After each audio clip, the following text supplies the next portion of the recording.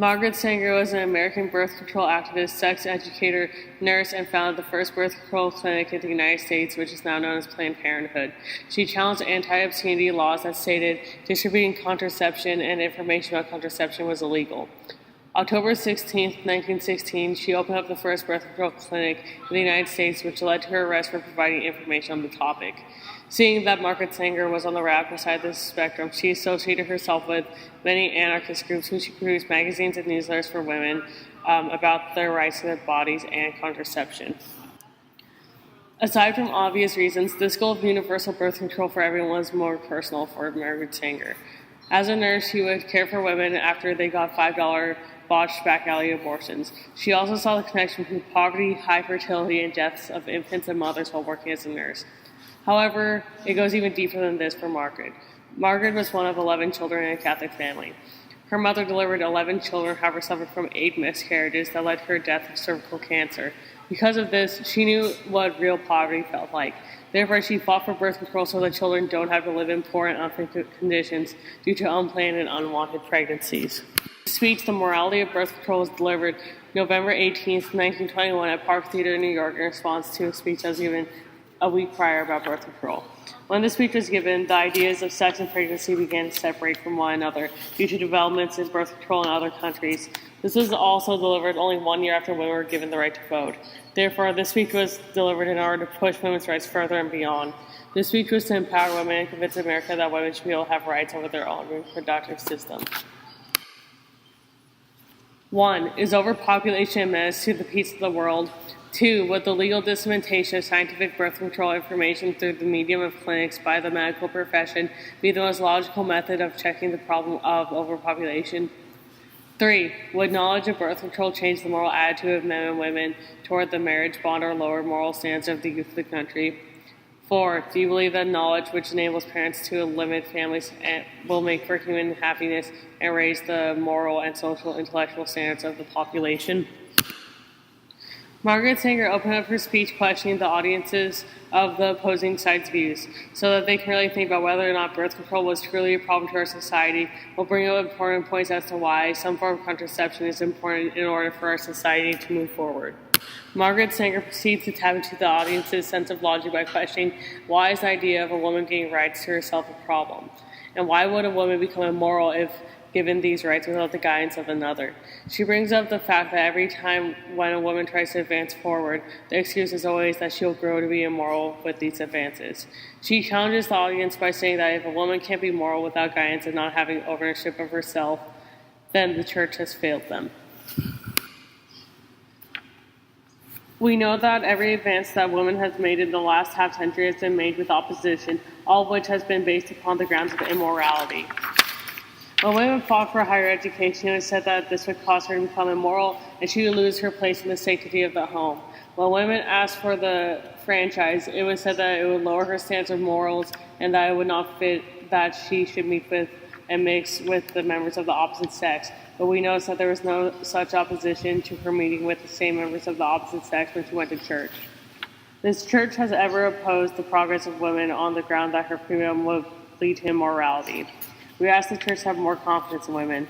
We ask the opponents of this movement to reverse the methods of the church, which aim to keep women moral by keeping them in fear and in ignorance, to inculcate into them a higher and truer morality based upon knowledge. And ours is the morality of knowledge. If we cannot trust a woman with the knowledge of her own body, I claim that 2,000 years of Christian teaching has proved to be a failure. We stand on the principle that birth control should be available to every adult man and woman. We believe that every adult man and woman should be taught the responsibility and the right use of knowledge. We claim that a woman should have the right over her own body and say if she shall or shall not be a mother, as she sees fit. We further claim that the first right of a child is to be desired, while the second right is that it should be conceived in love, and the third that it should have a heritage of sound health. Sanger continues to tackle the audience's emotions and sense of logic by arguing that motherhood may be a function of dignity and choice rather than one of ignorance and chance. She argues that having access and knowledge to birth control is taking one step forward in our society. Her opposing side is worried that having access to contraception will increase the potential of the youth abusing the use of birth control and losing moral values while being able to control pregnancy is integral for society to move forward, evolve, and be truly civilized. She even claims that it's more moral to have consideration for the potential children that can come from an unplanned pregnancy rather than abandoning them or forcing them to live unborn. Conscious control of an offspring is now becoming the ideal and the custom in all civilized countries. Those who oppose it claim that, however desirable it may be on economic or social grounds, it may be abused and the morals of the youth of the country may be lowered. Such people should be reminded that there are 2 points to be considered. First, that such control is the inevitable advance in our civilization. Every civilization involves an increasing forethought for others, even for those yet unborn. The reckless abandonment of the impulse of the moment and the careless regard for the consequences is not morality. The selfish gratification of temporary desire at the expense of suffering lives that will come may seem very beautiful to some, but it is not our conception or civilization, or is it our concept of morality. In the second place, it is not only inevitable, but it is the right to control the size of our family, for by this control and adjustment we can raise the level and the standards of the human race.